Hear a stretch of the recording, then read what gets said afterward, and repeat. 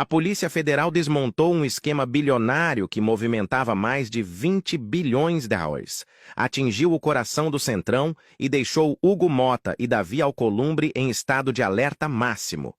E enquanto Brasília pega fogo, o presidente Lula observa tudo com aquele sorriso de "eu avisei". Em 20 segundos, você vai entender por que esse escândalo virou terremoto político em Brasília. E por que tem gente correndo pelos corredores do Congresso? O que começou como uma mega operação da Receita Federal contra a Refit, a refinaria de Manguinhos, por muito tempo tratada como a maior devedora contumaz do país, virou uma bomba de fragmentação política.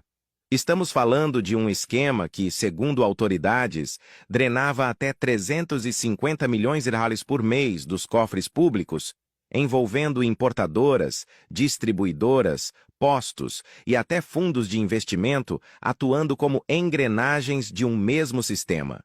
Nos bastidores, o comentário é de que a Refit tinha conexões nebulosas, inclusive com estruturas investigadas por lavagem de dinheiro usadas por facções, algo sempre tratado com cautela pelas autoridades, mas repetido como alerta em áreas de inteligência. Foi nesse contexto explosivo que Hugo Motta apareceu como estrela de um jantar do próprio grupo em Nova York, enquanto segurava no Congresso o projeto que endurece as regras contra devedores contumazes. E é aqui que a trama vira. A operação da PF explode, o governo aperta o cerco e, de repente, o eixo do poder, Centrão, Congresso, empresários bilionários e governadores, precisa recalcular rota. Lula, que há meses pressiona pela aprovação da lei, agora assiste o adversário se afundar no próprio pântano. A operação que estremeceu Brasília começou cedo. Mais de 600 agentes, 190 alvos espalhados por 5 estados, portas sendo derrubadas, documentos sendo apreendidos, computadores levados. Mas o que parecia apenas mais um capítulo da eterna luta contra a sonegação virou algo muito maior. Um terremoto político. Porque desta vez não era qualquer esquema. Segundo autoridades federais e estaduais, a Refit, dona da refinaria de Manguinhos, operava uma estrutura bilionária de fraude fiscal tão sofisticada que se tornou símbolo do crime do andar de cima. Offshores nos Estados Unidos, fundos em cascata, empresas de fachada, redes familiares, mecanismos para esconder lucros e reduzir artificialmente impostos, um relógio suíço movido à fraude. E o número que explodiu nas manchetes não veio por acaso. 26 bilhões de prejuízo aos cofres públicos. Dinheiro que poderia ter financiado hospitais, escolas, obras, programas sociais. Dinheiro que falta aqui embaixo e sobra lá em cima. E, como sempre, quando o rastro é de bilhões, o cheiro da política aparece. Mas tem um detalhe que ninguém esperava. Enquanto a bomba explodia no Brasil, fotos e relatos mostravam Hugo Motta, atual presidente da Câmara, como convidado de honra em um jantar de gala promovido pela própria Refit em Nova York.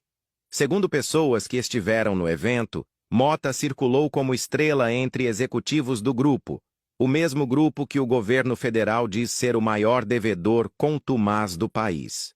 E aqui começa o problema real. Nos bastidores de Brasília, comenta-se que Motta vinha segurando há meses o projeto de lei que endurece regras contra devedores contumazes. Um projeto que o governo Lula considera central para combater grandes esquemas de sonegação. O Centrão resiste, claro. Endurecer as regras significa mexer com bilionários que financiam campanhas, jantares, eventos e articulações. Quando a operação estourou, aliados de Motta sentiram o impacto imediato. A pergunta nos corredores do Congresso era simples. Por que o presidente da Câmara estava justamente com esse grupo dias antes da maior operação da década contra eles?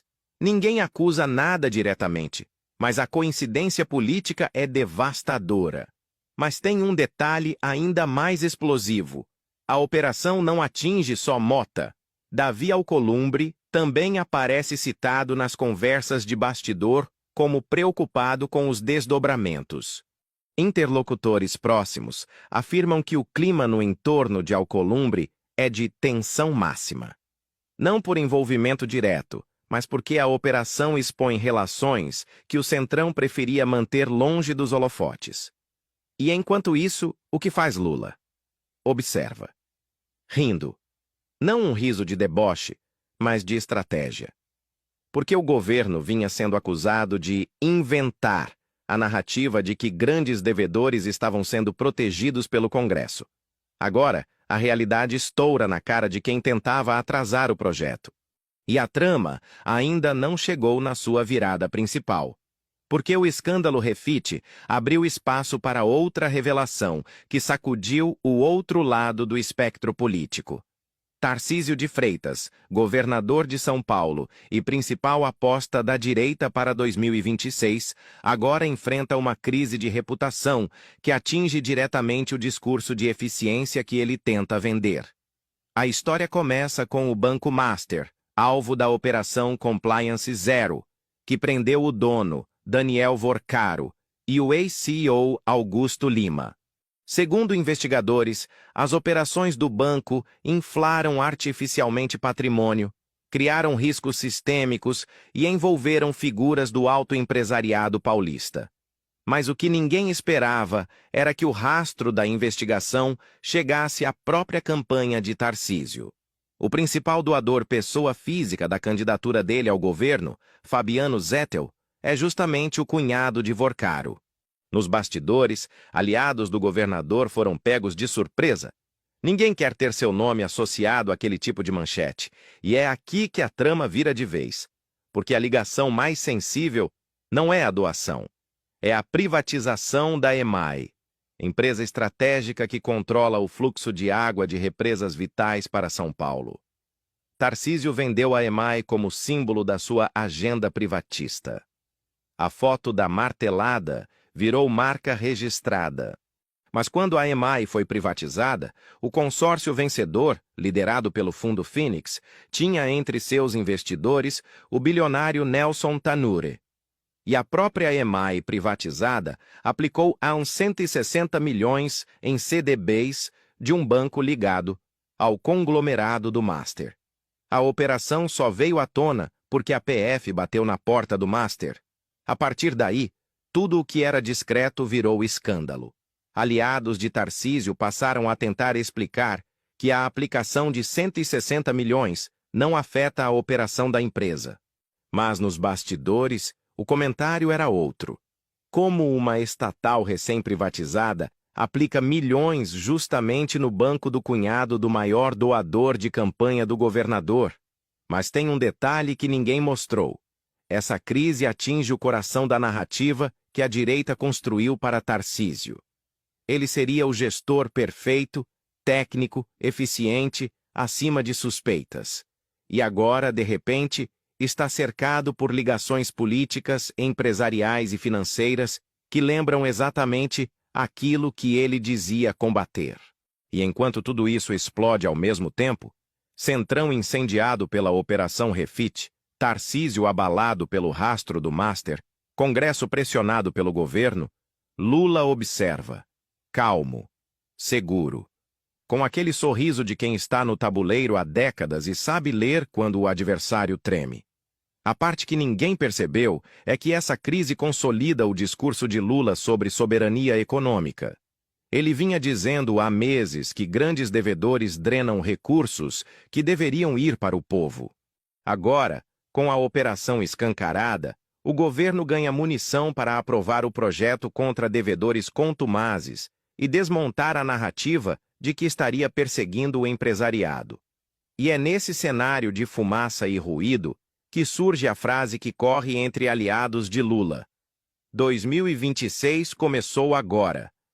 Porque quando escândalos atingem o Centrão e o principal nome da direita ao mesmo tempo, o campo político se reorganiza. E adivinha quem fica de pé no centro do tabuleiro? Lula. A direita tem medo da verdade. Ajuda esse vídeo a chegar mais longe. Escreve Lula 2026 aqui embaixo.